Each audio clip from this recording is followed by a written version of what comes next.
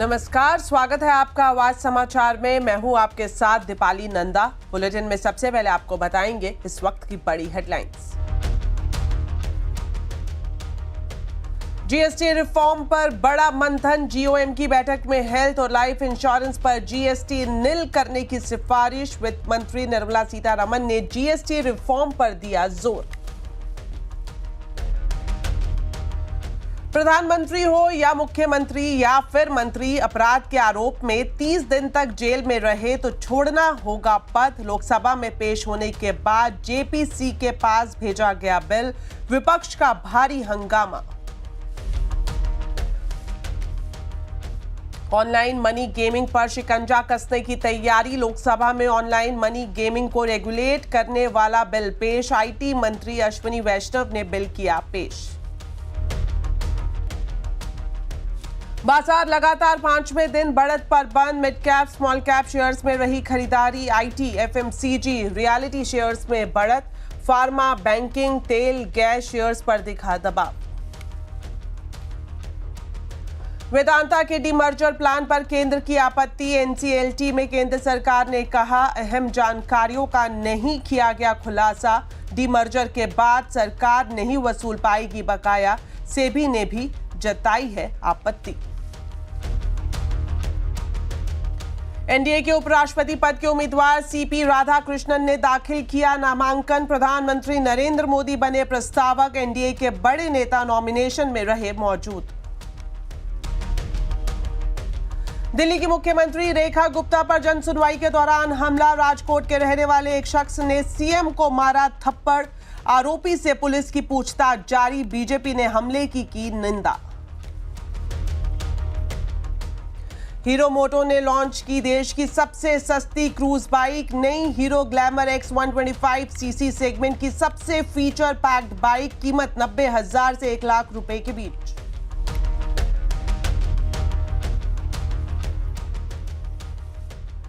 तो बुलेटिन में सबसे पहले बात करेंगे ग्रुप ऑफ मिनिस्टर्स की बैठक की। 2 दरों के जीएसटी प्रस्ताव पर ग्रुप ऑफ मिनिस्टर्स की बैठक में हेल्थ और लाइफ इंश्योरेंस पर जीएसटी हटाने की सिफारिश की गई है। बिहार के उप मुख्यमंत्री सम्राट चौधरी ने कहा कि हमारी राय है कि हेल्थ और लाइफ इंश्योरेंस पर जीएसटी हटाया जाना चाहिए। हेल्थ इंश्योरेंस पे सब लोगों ने सबकी इच्छा रही कि इसको पास किया जाए और गवर्नमेंट ऑफ इंडिया का प्रस्ताव स्पष्ट है कि सभी जो आदरणीय प्रधानमंत्री जी ने लाल किले से कहा है कि इंश्योरेंस के सेक्टर में इंडिविजुअल या उनके परिवार के इंश्योरेंस को, हेल्थ इंश्योरेंस को फ्री एक तरह से जीएसटी से मुक्त किया जाए। चलिए अब सीधा जुड़ते हैं हमारे संवाददाता आलोक प्रियदर्शी से और जानते हैं कि क्या कुछ चर्चा की गई है इस पूरे मुद्दे पर। तो आलोक, जिस तरह से हम सम्राट चौधरी को सुन रहे थे, उनका ये कहना है हेल्थ और लाइफ इंश्योरेंस पर जीएसटी हटा दिया जाए। क्या इस पर आम राय बनती हुई दिखाई दे रही है? बताएं इस वक्त की लेटेस्ट डिटेल क्या है आपके पास? बिल्कुल, देखिए इस हेल्थ और लाइफ इंश्योरेंस पर जो ग्रुप ऑफ मिनिस्टर्स बना हुआ है उसमें 13 मेंबर हैं। बिहार के उप मुख्यमंत्री सम्राट चौधरी समेत 13 मेंबर में इस मुद्दे पर चर्चा हुई जो केंद्र सरकार ने दिया है कि हेल्थ और लाइफ इंश्योरेंस पर जीएसटी को हटा देना चाहिए। तो इसमें ज्यादातर लोगों की राय यही थी कि हाँ, इसको जीएसटी से इसको एग्जम्प्ट कर देना चाहिए, यानी कि जीएसटी से को जीरो कर देना चाहिए।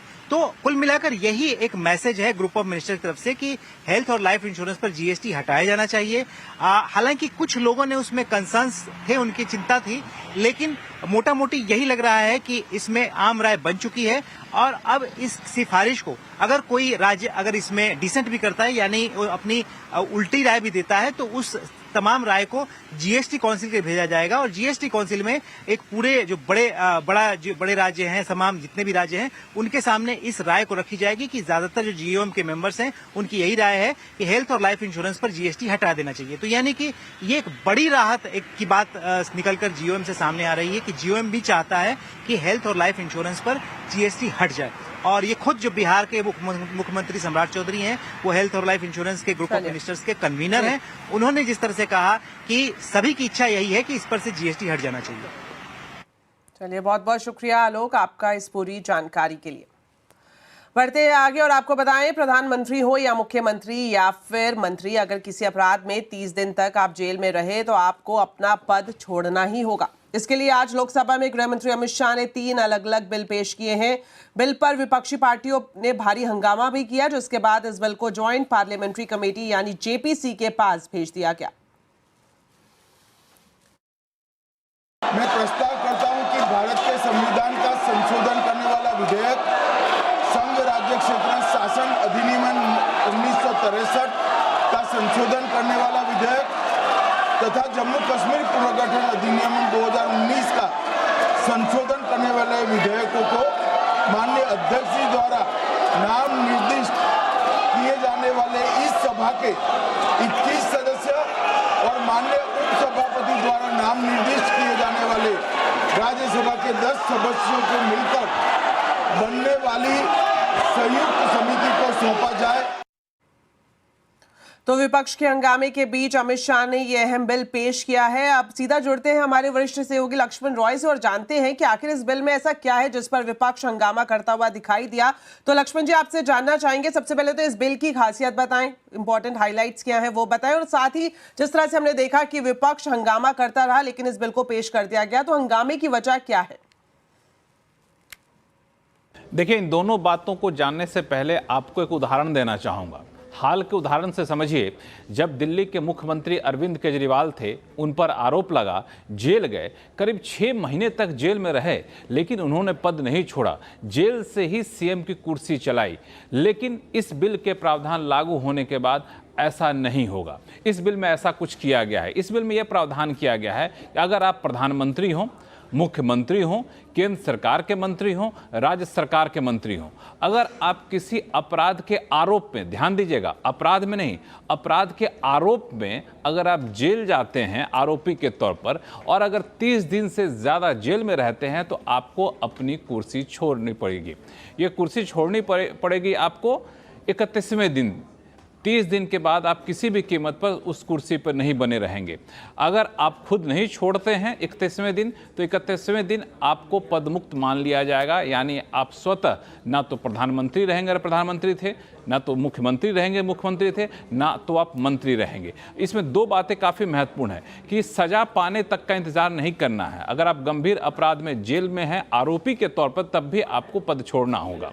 दूसरी महत्वपूर्ण बात, गंभीर अपराध की परिभाषा इस बिल में रखी गई है। वो ये कहा गया है कि ऐसे अपराध जिसमें 5 साल की जेल का प्रावधान हो या फिर 5 साल से ज़्यादा की जेल का प्रावधान हो, वैसे अपराध में ये बातें लागू होंगी। अब आप कहेंगे आरोपी हैं, बाहर निकल गए जेल से, तो क्या होगा?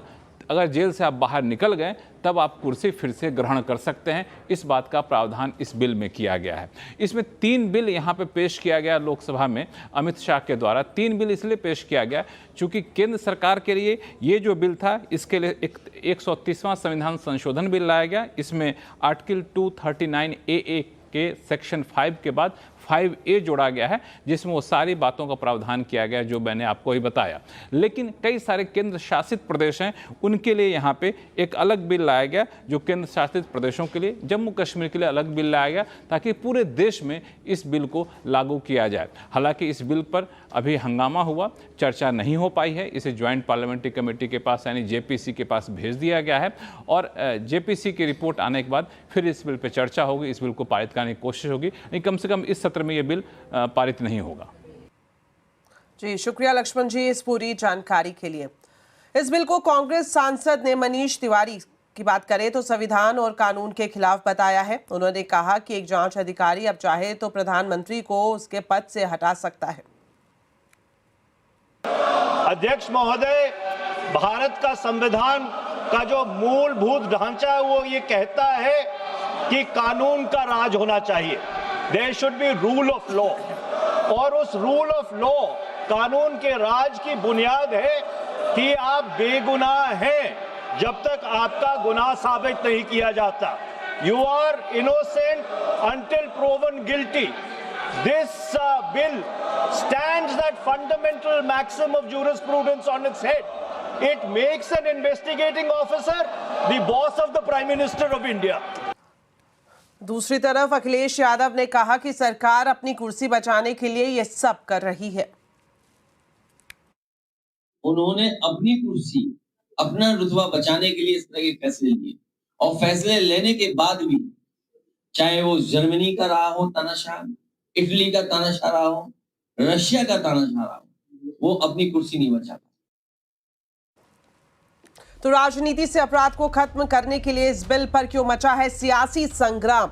आवाज अड्डा में आज हम इसी पर ही खास चर्चा करेंगे। सियासी शुद्धिकरण जरूर देखिए शाम 7:57 पर। चलिए एक और बड़ी खबर आपको बता दें, ऑनलाइन गेमिंग के नाम पर सट्टेबाजी रोकने के लिए सरकार ने online gaming promotion and regulation bill Lok Sabha में पेश कर दिया है। इस बिल में ऑनलाइन मनी गेमिंग पर पूरी तरह से प्रतिबंध लगाने का प्रस्ताव है, लेकिन ई स्पोर्ट्स, सोशल गेमिंग और एजुकेशनल गेमिंग को प्रमोट करने का भी प्रावधान शामिल किया गया है। आज आईटी मंत्री अश्विनी वैष्णव ने लोकसभा में इस बिल को पेश किया। एक अनुमान के मुताबिक करीब 45 करोड़ लोगों को मनी गेमिंग के जरिए करीबन 20,000 करोड़ रुपए का नुकसान उठाना पड़ा है। यही वजह है कि सरकार इसकी रोकथाम करने के लिए एक नया बिल लेकर के आई है। इस बिल के तहत सारे जितने भी मनी गेम्स हैं उनके ऊपर रोक लगा दी जाएगी, उनका विज्ञापन, उनका प्रचार, उनका प्रसार, उसके ऊपर रोक लगा दी जाएगी। इतना ही नहीं, अगर कोई मनी ट्रांसफर उसके अंदर करने की इजाजत देगा तो उसके ऊपर भी इसकी कार्रवाई की जाएगी। कड़े प्रोविजन इस बिल के अंदर रखे गए हैं। सबसे पहले तो अगर कोई इसको बढ़ावा देता है तो उसको 3 साल की सजा और 1 करोड़ रुपए का जुर्माना हो सकता है। कोई इसका विज्ञापन करता है तो उसको 2 साल की सजा और 50 लाख रुपए तक का जुर्माना हो सकता है। हालांकि सरकार ने ये साफ कर दिया कि जितने भी ई स्पोर्ट्स है या फिर दूसरे सोशल गेम है, सरकार उनको बढ़ावा देगी, उनके ऊपर किसी तरह की रोक नहीं लगेगी। सरकार का ये कहना था कि एक सोशल गुड की तरफ उठाया गया ये कदम है, जिसके लिए एक बिल आज लोकसभा के अंदर पेश कर दिया और बहुत जल्दी इसके ऊपर फाइनल मोहर भी लग सकती है। एक बार ये बिल लागू हो जाता है तो जितने भी मनी बिल गेम प्रमोट करने वाले जितने भी ऐप्स हैं उनके ऊपर रोक लगेगी और सरकार इसको कड़ाई से एनफोर्स भी करेगी। तो इस नए गेमिंग बिल में कौन सी नई बातें शामिल की गई हैं, इस पर जानकारी दे रहे थे असीम मनचंदा। और अब आपको दिखाते हैं आईटी सेक्रेटरी एस कृष्णन का क्या कहना है। उन्होंने कहा कि इस बिल से गेमिंग इंडस्ट्री को बढ़ावा मिलेगा, लेकिन बेटिंग और गैम्बलिंग पर पूरी तरह से प्रतिबंध लग जाएगा। ध्यान करना पड़ेगा कि बहुत सारे गेम्स, ये गेमिंग इंडस्ट्री तीन सेगमेंट्स में बांटा जा रहा है जो ऑलरेडी है।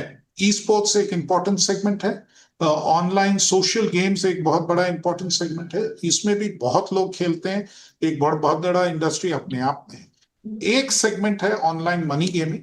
हम अगर रोक लगा रहे हैं सिर्फ ऑनलाइन मनी गेमिंग सेगमेंट पे लगा रहे हैं तो ये गलत होगा कहना कि सारा इंडस्ट्री को हम अफेक्ट कर रहे हैं। एक segment of online gaming industry को ये जो कानून है अफेक्ट करेगा। बाकी जगह जो है उनको प्रोत्साहन मिलेगा, उनको प्रमोट किया जाएगा, उनको एनकरेज मिलेगा। तो ऑनलाइन गेमिंग बिल से बेटिंग और सट्टेबाजी पर कैसे लगेगी लगाम, जानने के लिए जरूर देखिए आज शाम कंज्यूमर अड्डा 5:57 पर।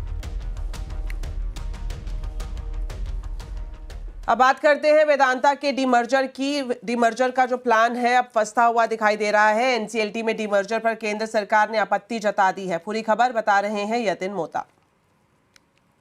बहुत ही सीरियस तरीके से एनसीएलटी की हियरिंग हुई। ऑब्वियसली ये हियरिंग अब सितंबर में फिर से एक बार होगी, लेकिन वेदांता का डीमर्जर प्रोसेस ऑलरेडी टाइमलाइंस के बाहर जाता हुआ नजर पड़ रहा है। काफ़ी सारी दिक्कतें कंपनी को इस डीमर्जर प्लान को इंप्लीमेंट करने में दिखाई पड़ रही हैं।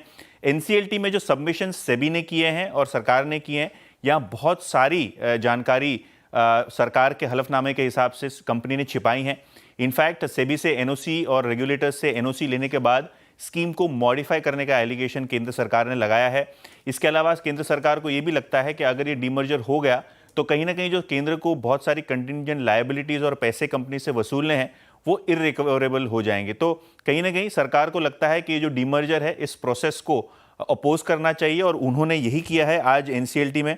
इनफैक्ट गवर्नमेंट ने इन्फ्लेटेड रेवेन्यूज, कंसील्ड लायबिलिटीज की भी बात आपको एनसीएलटी के हलफनामे में करती हुई दिखाई पड़ रही है।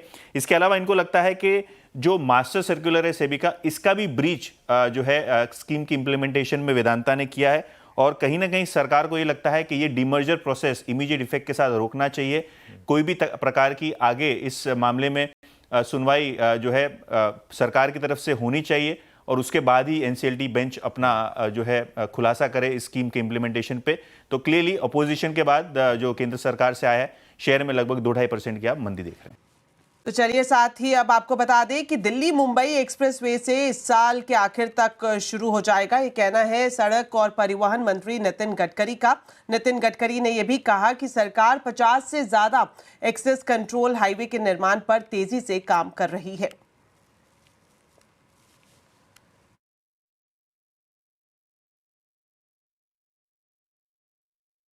इतने अच्छे बन गए कि दिल्ली से मुंबई हमारा हाईवे अभी इस साल 4 महीने में खुल जाएगा। तो दिल्ली से मुंबई कार के लिए 12 घंटे और ट्रक के लिए मैक्सिमम 16 to 18 आवर्स। पहले 49 आवर लगते थे, 50 आवर्स लगते थे। और एक्सेस कंट्रोल है और वो भी इलेक्ट्रिक का होगा, तो कॉस्ट और टाइम दोनों में बचत होगी। एनडीए उम्मीदवार सीपी राधाकृष्णन ने आज उपराष्ट्रपति पद के लिए नामांकन दाखिल किया। इस मौके पर प्रधानमंत्री मोदी समेत एनडीए के सभी दलों के नेता मौजूद रहे। प्रधानमंत्री मोदी उनके प्रस्तावक भी हैं। आपको बता दें, उन्होंने 4 सेट में नामांकन दाखिल किया है। नामांकन के वक्त रक्षा मंत्री राजनाथ सिंह, गृह मंत्री अमित शाह समेत एनडीए के कई नेता मौजूद रहे। साथ ही ये भी बता दें आपको कि सीपी राधाकृष्णन कई राज्यों के राज्यपाल और 2 बार कोयम्बटूर से बीजेपी के सांसद रह चुके हैं और संख्या बल के हिसाब से देखें तो उनकी जीत पक्की मानी जा रही है। अब खबर राजधानी दिल्ली से, जहां दिल्ली की मुख्यमंत्री रेखा गुप्ता पर उस वक्त हमला हुआ जब वो आज सुबह अपने आवास पर आम लोगों की समस्याएं सुन रही थी। जन सुनवाई के दौरान अचानक एक व्यक्ति आगे आया और मुख्यमंत्री पर हमला कर दिया। घटना से वहां अफरा तफरी मच गई। सुरक्षा कर्मियों ने तत्काल आरोपी को काबू में कर लिया। बाद में दिल्ली पुलिस ने इस युवक के सीएम रेखा गुप्ता पर हमला करने के आरोप में गिरफ्तार कर लिया। इसकी पहचान 41 साल के राजेश भाई खिमजी के रूप में हुई है। आरोपी राजकोट का रहने वाला है। दिल्ली पुलिस गुजरात पुलिस से भी संपर्क में है। आरोपी से डिटेल पूछताछ जारी है। पक्ष विपक्ष के नेताओं ने इस हमले की निंदा की है। बहुत ही कायराना हमला है, शर्मनाक हमला है। और जो भी लोग ये सोचते हैं कि किसी महिला के ऊपर हिंसा करके, हमला करके दिल्ली के काम को रोक देंगे, दिल्ली के विकास को रोक देंगे, ऐसे अपराधियों को दिल्ली माफ़ नहीं करेगी, कानून भी माफ़ नहीं करेगा। ये शर्मनाक है, आपराधिक हमला है और बहुत ही खराब नीयत के साथ ये हमला किया गया है। गुजरात के कुछ रिपोर्टर उस आरोपी की मां के पास पहुंच गए और उनकी माताजी का ये कहना है कि वो जो आरोपी है वो पशु प्रेमी था, डॉग लवर था और डॉग्स के विषय में जो यहाँ पे फैसले किए गए उससे नाराज़ था और गुजरात से दिल्ली आया था। मगर हम तब भी किसी भी तरीके के वायलेंस को, हिंसा को जस्टिफाई नहीं करेंगे। चलिए अब आपको लेकर चलते हैं दिल्ली के सदर बाजार, जहां व्यापारियों ने फेस्टिव सीजन से पहले ही अपनी दुकानों पर एक खास पोस्टर लगाने शुरू कर दिए हैं। इन पोस्टर पर लिखा है, यहां स्वदेशी सामान मिलता है। दरअसल 15 अगस्त को लाल किले से स्वदेशी को बढ़ावा देने के लिए प्रधानमंत्री नरेंद्र मोदी ने दुकानदारों को इस तरह के पोस्टर लगाने की अपील की थी और अब इसकी शुरुआत सदर बाजार से हो गई है। ये जो पोस्टर है, साफ तौर पर प्रधानमंत्री नरेंद्र मोदी ने जिस तरह से 15 अगस्त को लाल किले की प्राचीर से ये ऐलान किया था कि देश के दुकानदार स्वदेशी को बढ़ावा दें, स्वदेशी लोग खरीदें, इस तरफ अपनी दुकानों के बाहर इस तरह के पोस्टर लगाएं और अब यहाँ पर सदर बाजार में इसकी शुरुआत हो गई है।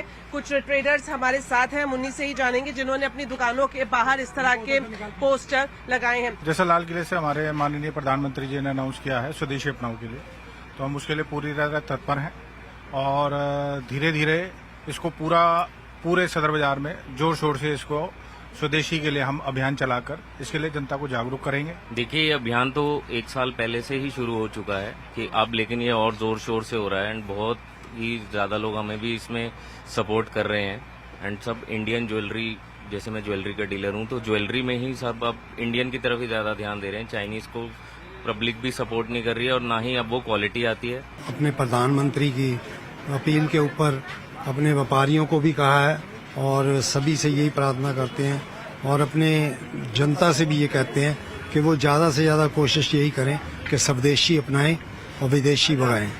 देश का पैसा देश के अंदर ही रहे, देश के अंदर ही कमाया जाए और देश के अंदर ही खर्च किया जाए। यही मकसद है जो प्रधानमंत्री नरेंद्र मोदी ने ये बड़ा ऐलान किया है कि आप सब जितने भी दुकानदार हैं वो अपनी दुकानों के बाहर इस तरह के बैनर पोस्टर लगाएं। दीपाली नंदा, दिल्ली। तो चलिए फिलहाल इस बुलेटिन में इतना ही। आप खबरों पर अपडेट रहें, CNBC आवाज से जुड़े रहें हमारे सोशल मीडिया हैंडल्स के जरिए। नमस्कार।